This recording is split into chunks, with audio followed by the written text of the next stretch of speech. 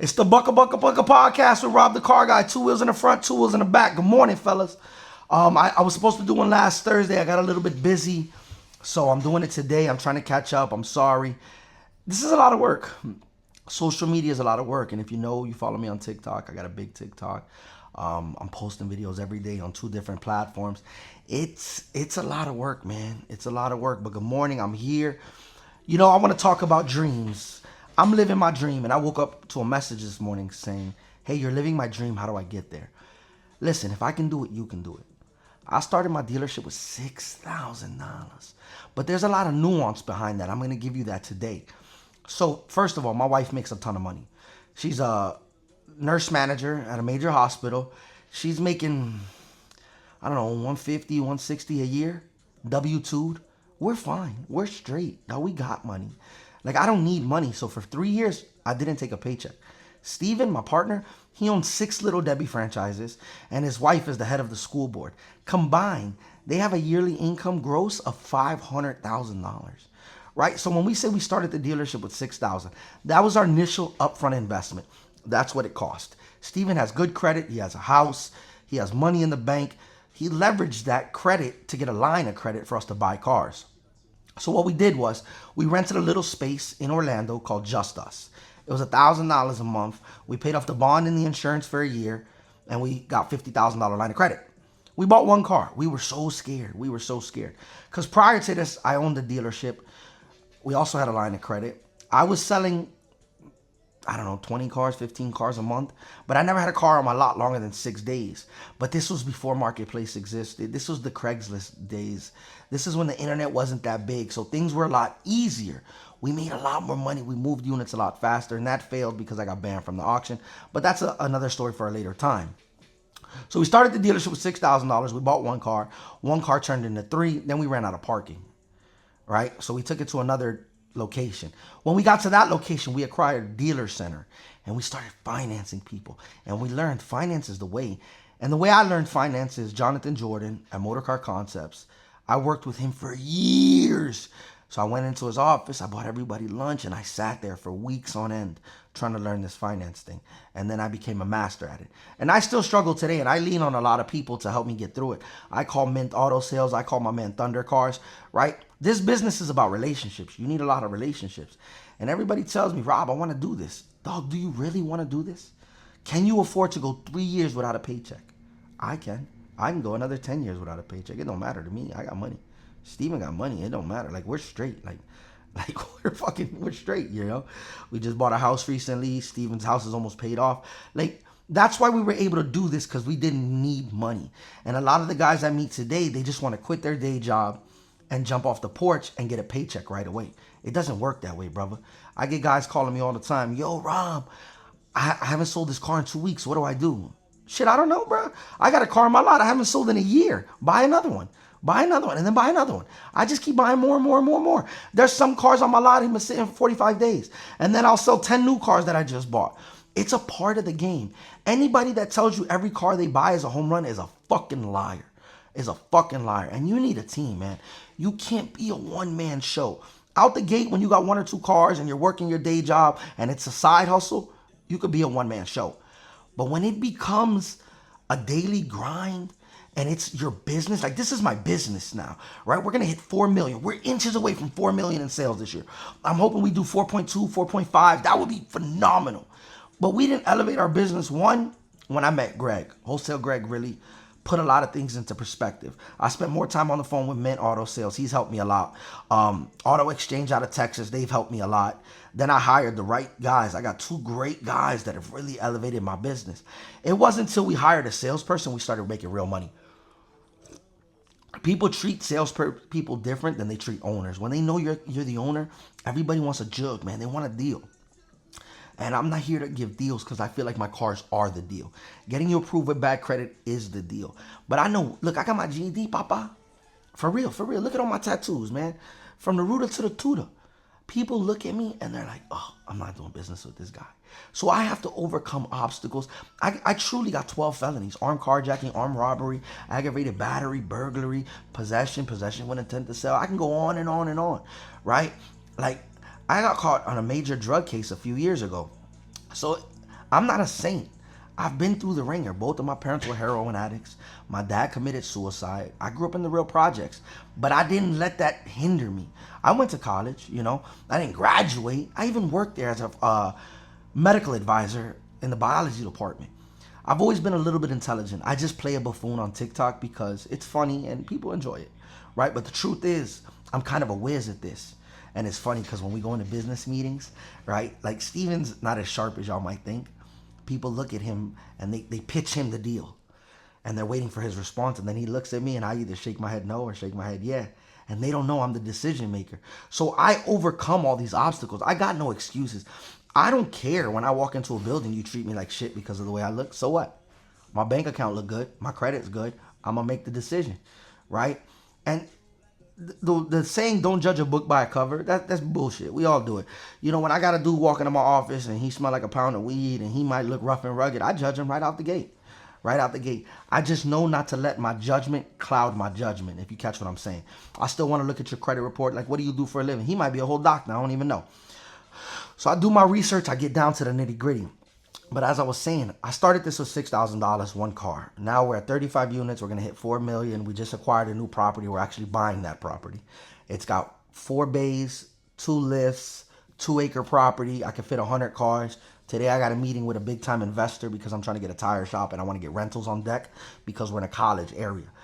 You know, I got caught up in something somebody told me, hey, just stick to what you know. And all I know is finance. We struggle with buy here, pay here. But that's the stupidest thing I've ever heard. Stick to what you know. Like, just do one thing. No dice, jit. You need to diversify your portfolio, right? There's times cars are not selling. And you know what keeps us afloat is buy here, pay here. So if I add in tires and I add in rentals, when the car market's slow, those things will be providing for the business.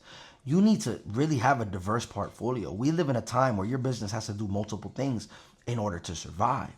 But all this, you're scared to start, bucka. Listen, then don't do it. You either do it or don't. It's like driving. You either stop or you go. The minute you hesitate, you're going to crash your car.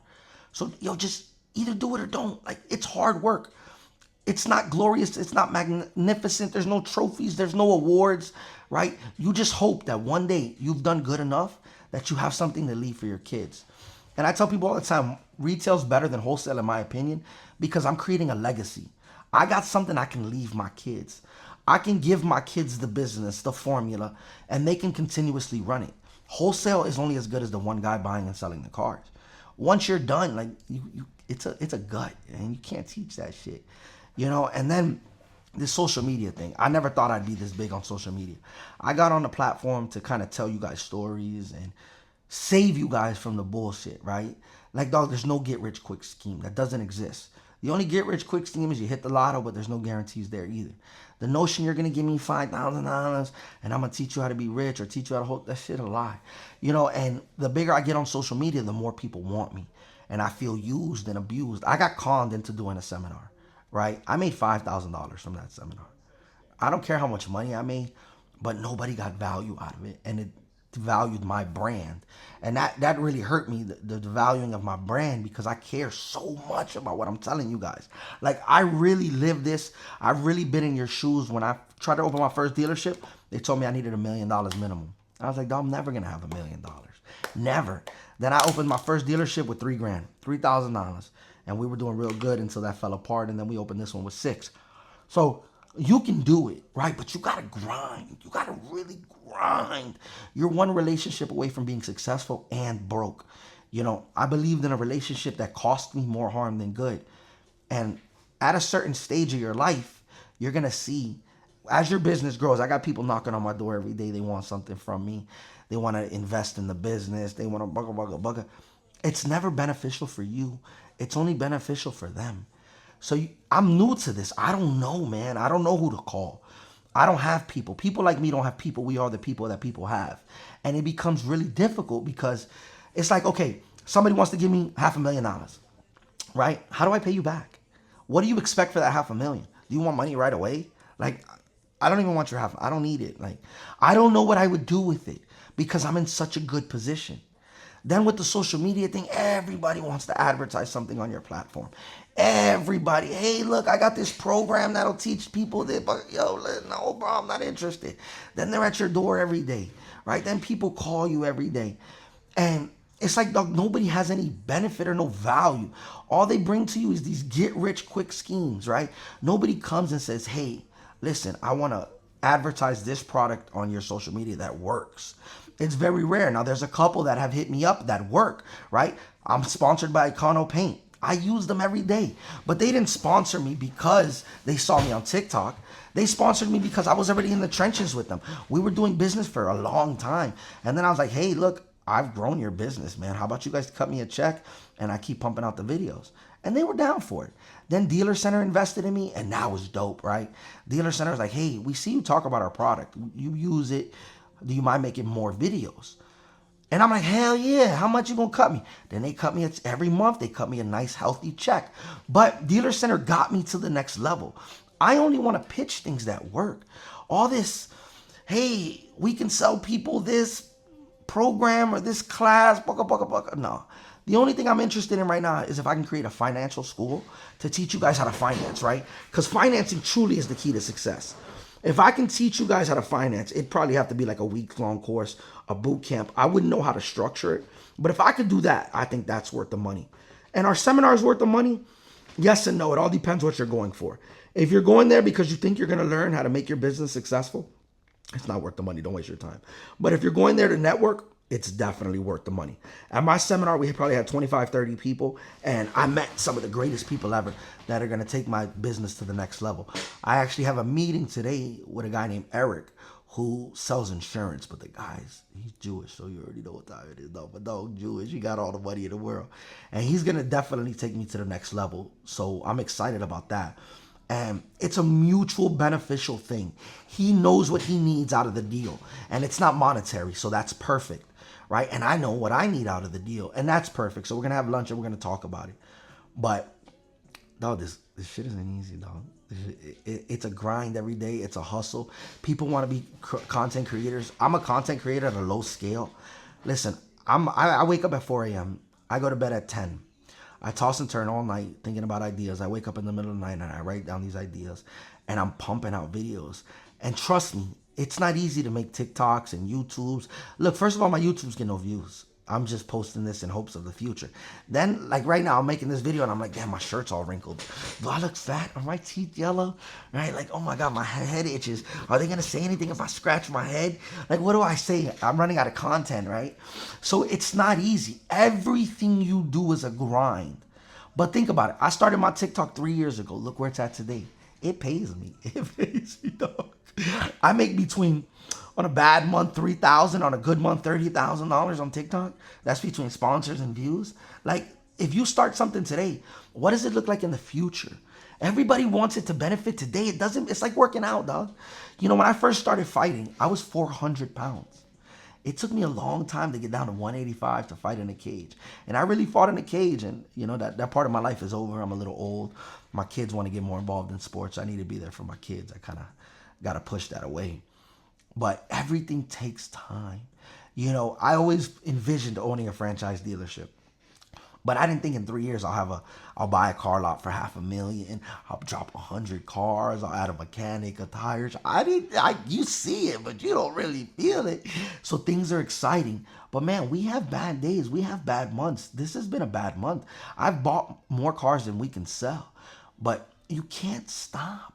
You can't give up. I don't have excuses. The only gift God gave me in life is the ability to overcome obstacles. Could you imagine I walk out of the county jail when I'm 20-something years old?